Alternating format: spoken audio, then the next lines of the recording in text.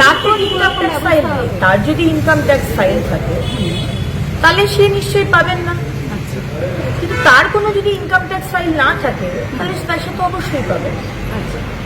সুতরাং এখানে যে অ্যাপ্লাই করছে তার বিষয়টিকেই মেনলি দেখা হবে। কারণ আপনি দেখতে পাচ্ছেন যে গতকাল এরকম বহু আমাদের কাছে এসছে, এতদিনে, শুধু কালকে এসছে বলবো না, এতদিনে আমাদের দপ্তরে এবং মাননীয় মুখ্যমন্ত্রীর কাছে ডাইরেক্ট ডেটা চলে এসছে যে কিভাবে বিভিন্ন পুরুষ, কিছু কিছু তার মধ্যে সংখ্যালঘু পুরুষ, আবার কিছু কিছু তার মধ্যে মানে বেশিরভাগ বাইরের অনুপ্রবেশকারী, তারা সব পেয়ে গেছে। এটা তো আমরা হতে দেব না। সরকারের কথা তার মানে আপনার কাছে খুব একটা ইম্পর্টেন্ট নয়, তাহলে আপনি ৩,০০০ টাকা অন্নপূর্ণার ভান্ডারি বা সরকারের থেকে নিচ্ছেন কেন? আপনাকে বারবার বলা হয়েছে খারিজি মাদ্রাসা আমরা অনুমোদন করি না, এটা ইলিগাল।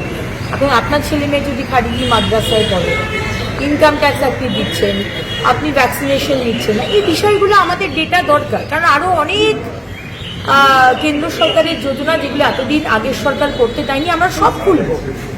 সুতরাং ডেটাগুলো আসুক, এবং মাননীয় মুখ্যমন্ত্রী বলেছেন 3rd of June আমরা শুরু করব।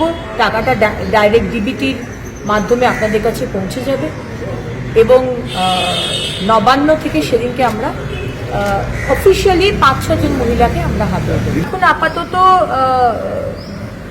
যেগুলো দেওয়া হয়েছে মোটামুটি যেটা বলা হচ্ছে ইনকাম ট্যাক্সের বিষয়টা দেখা, আর বাকি যে ডেটাগুলো হয়েছে সেগুলো আমাদের ভবিষ্যতের জন্য কাজে লাগবে। এই ডেটা সেই জন্য একবারেই কাজটা করে নেওয়া হচ্ছে। আমরা কোনো দায়সারাভাবে কোনো কিছু করি না। যা ডেটা নিচ্ছে একেবারে ডেটা পোর্টালে উঠে যাবে। আপনি যদি মনে করেন যে আপনি অসত্য কথা বলবেন, আপনার 4 চাকা গাড়ি আছে কিন্তু আপনি বললেন আপনার গাড়ি নেই, এটা কিন্তু ভেরিফিকেশন হবে। সুতরাং আমি সবাইকে বলবো আমার মা বোনেদের অসত্য কথা লিখবেন না। তাতে কি হবে, আরো বেশি ব্ল্যাক স্পট হয়ে যাবে যে আপনি অসত্য কথা বলেছেন, কারণ এই ডেটার ওপরে কিন্তু ভেরিফিকেশন হবে।